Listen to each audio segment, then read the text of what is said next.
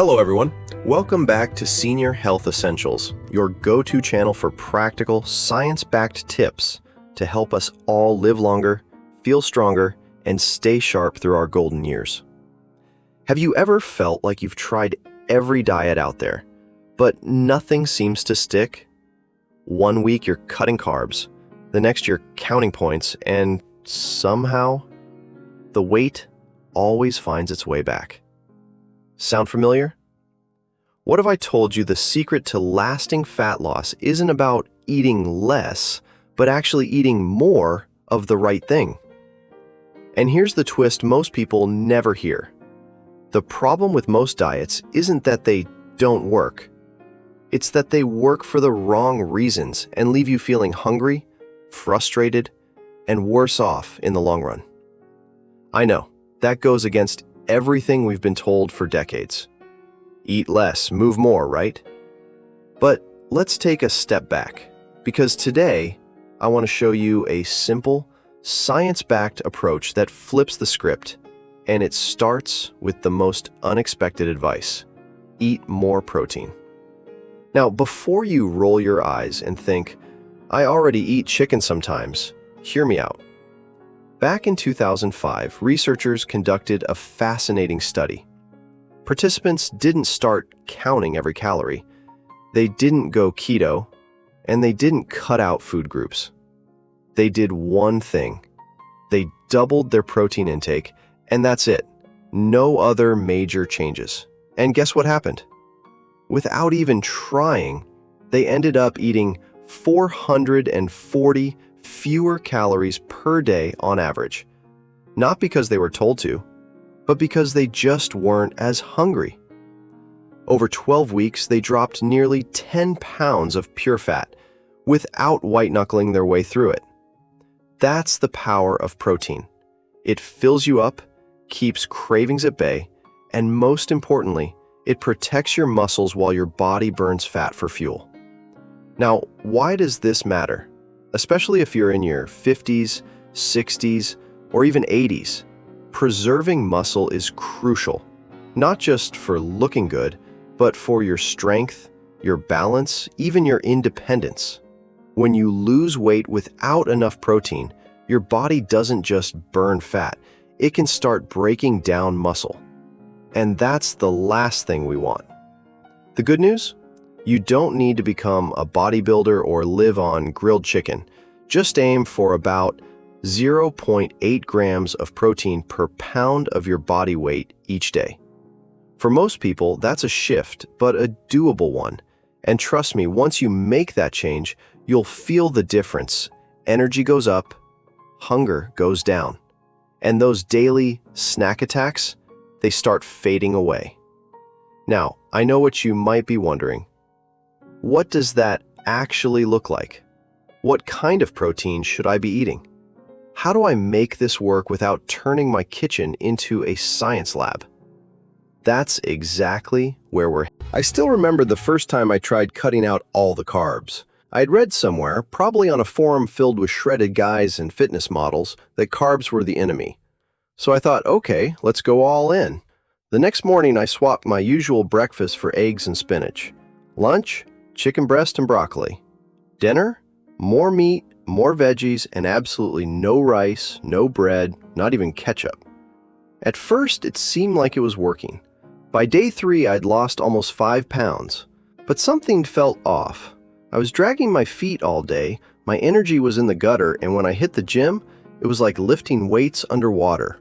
I wasn't just tired, I felt completely drained. And even worse, I didn't look any leaner. I was just flat and frustrated. Here's what I didn't know back then, and what most people still don't realize. That rapid weight loss you see when you cut out carbs, it's not fat. It's mostly water. Carbohydrates help your muscles store water and glycogen, which is fuel. When you eliminate carbs, your body flushes out that water, and yes, the scale drops. But it's not the kind of progress that sticks. It's like deflating a balloon, not burning away fat. The truth is, carbs aren't the villain. In fact, they're your body's primary source of energy, especially when it comes to physical activity. Whether you're taking a brisk walk, doing yard work, or hitting a workout at the gym, your body prefers to run on carbs. That's just biology.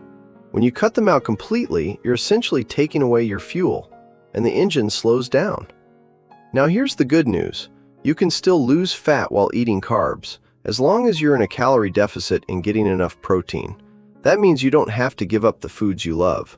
You just need to be smart about when and how much you eat them. Personally, I grew up in a Filipino household where rice wasn't just food, it was family tradition. We ate it with nearly every meal. So when I told my mom I was cutting out rice, you should have seen the look on her face, like I had broken some sacred code. And honestly, it felt wrong. It felt like I was giving up a part of myself. That's when I realized, if a diet makes you feel like you're at war with your own culture or joy, it's probably not sustainable.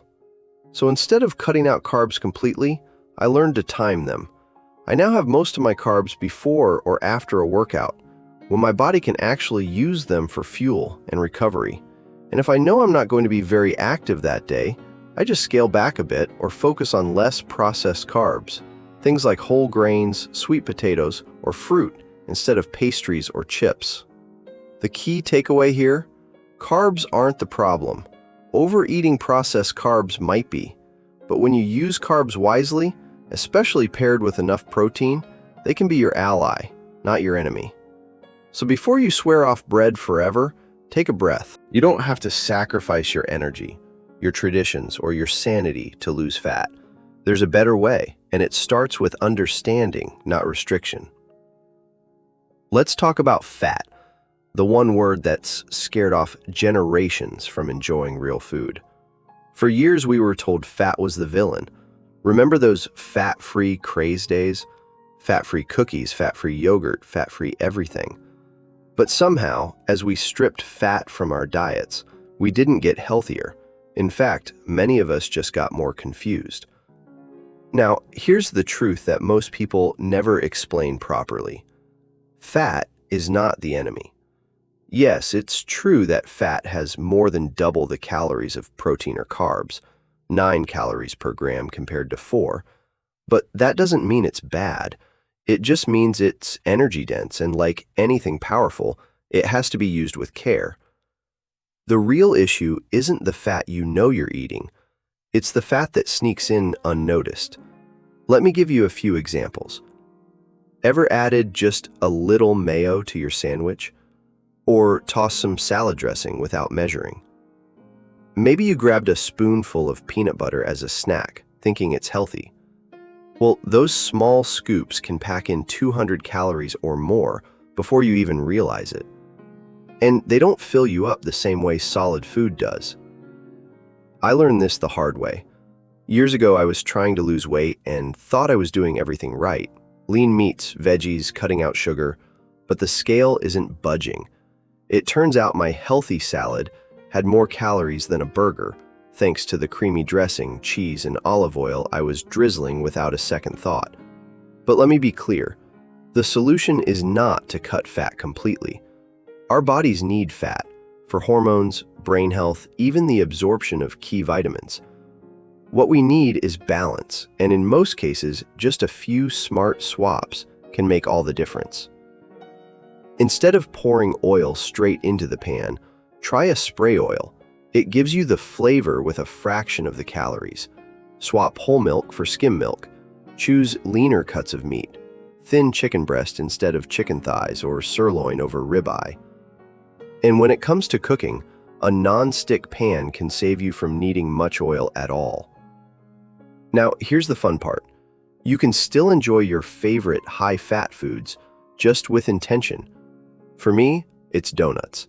I love them. Do I eat them every day? No, but if it's Sunday morning and there's a fresh box on the counter, I'm having one. Guilt-free, because if your diet doesn't leave room for joy, it won't last. And remember, one treat doesn't ruin your progress, just like one healthy meal doesn't transform your body overnight. So don't fear fat, respect it, understand where it's hiding, and give yourself permission to enjoy the foods you love, with moderation and a little strategy. That's the key to staying consistent. And consistency is... Now, speaking of balance, there's one more piece of your plate we haven't covered yet, and it might just be the secret weapon you've been overlooking. Let's talk about how to structure your meals so they actually work for you, not against you. A few years ago, a study came out that really caught my attention.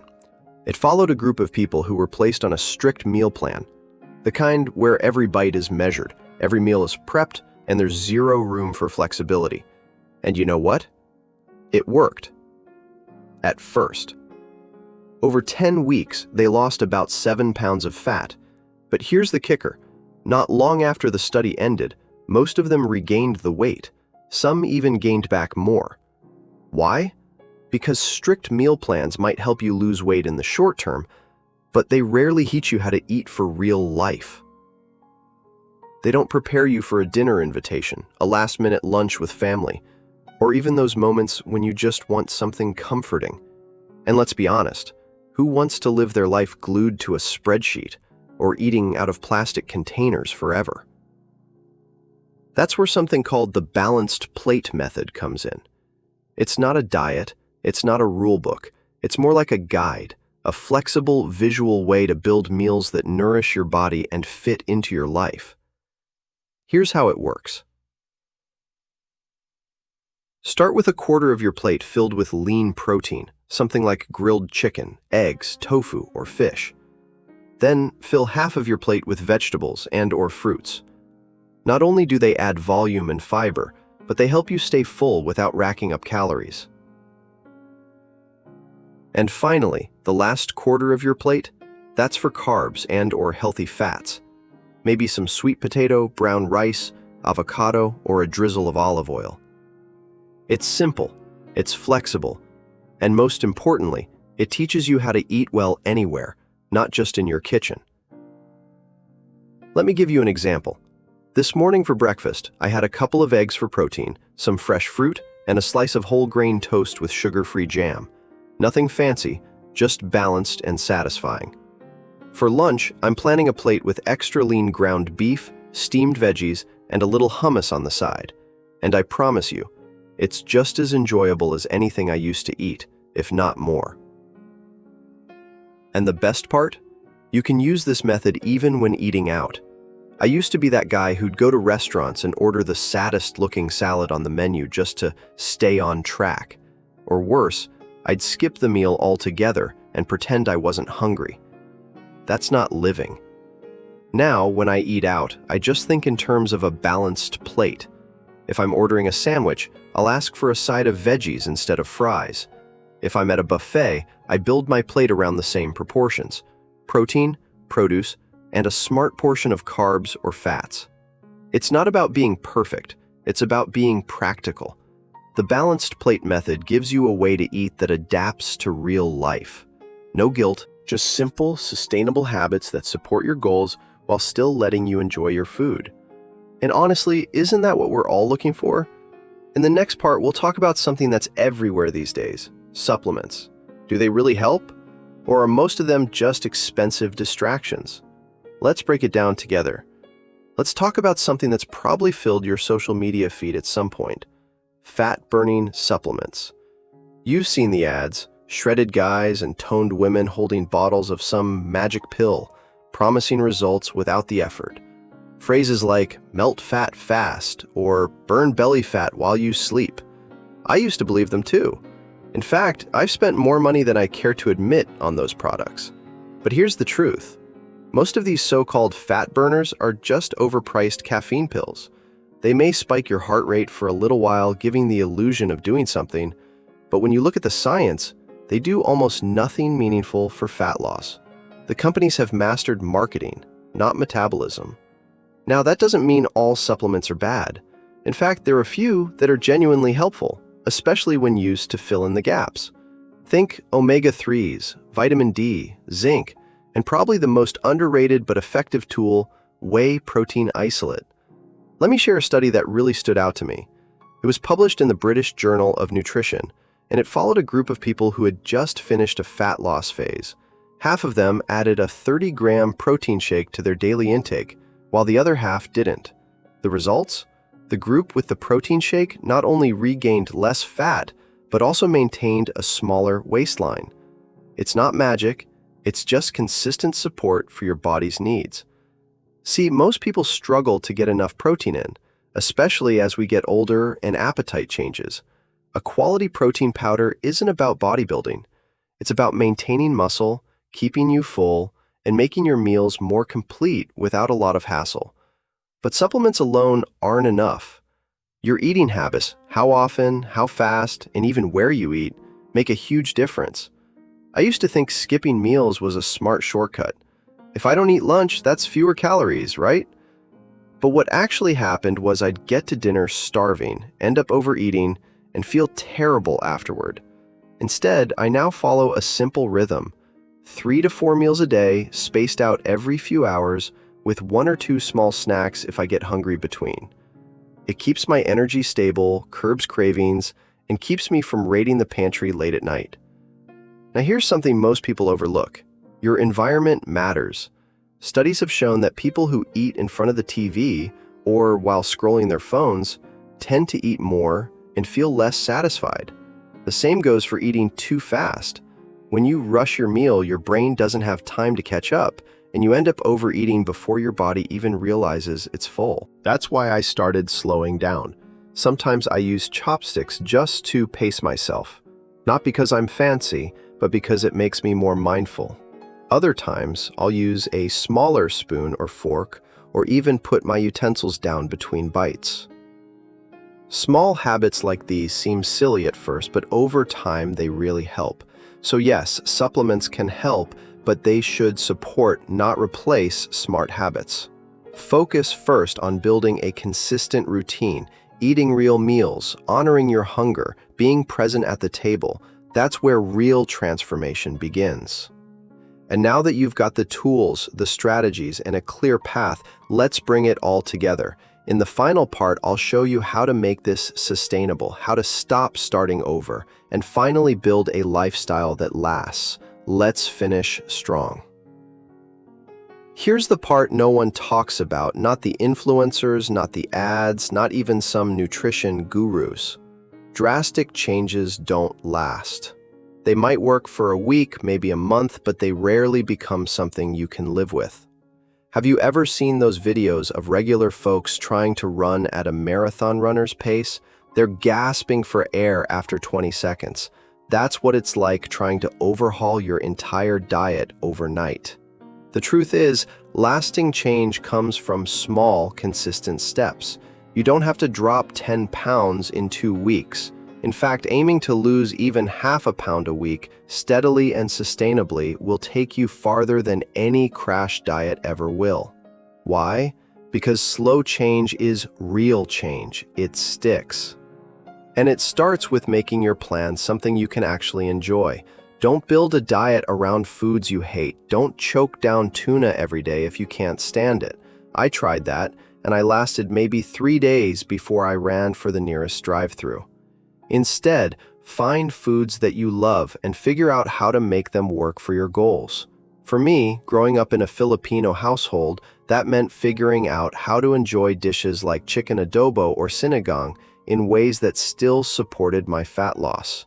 There are so many resources out there today: high-protein versions of your favorite comfort meals, budget-friendly recipes, meal plans that cost as little as $5 a day. The truth is, eating well doesn't have to be expensive, boring, or miserable. You can also use a simple calorie calculator to get a baseline, something realistic that fits your body, your goals, and your lifestyle. And if you mess up along the way, it's okay. Seriously, one bad meal or even a full-on binge day won't ruin your progress. What matters more is how you bounce back and the mindset you carry through it. I've had countless nights where I ate more than I planned. Birthdays, holidays, stressful days. But instead of spiraling, I learned to treat those moments as just part of the journey, because they are. Nobody eats perfectly all the time, and you don't have to either. The difference is in how you respond, not how you stumble. So take a breath. Give yourself grace. Focus on consistency, not perfection. Build meals you look forward to. Make room for joy. That's how you turn healthy choices into a healthy lifestyle. One step, one meal, one day at a time. And if you're ready for more, if you want structure, support, and a complete plan that shows you exactly how to eat, how to train, and how to stay consistent, then I've got something for you. Our Built with Science program breaks it all down in a way that's science-based, sustainable, and made for real people, not fitness models. You can check it out at the link below. If this video helped you, hit that subscribe button right now because we're just getting started. New videos drop every week, filled with practical tips to help you build the healthiest, strongest version of yourself. And I promise we'll do it the real way. No gimmicks, no shortcuts, just real results. Subscribe today, and let's keep moving forward together.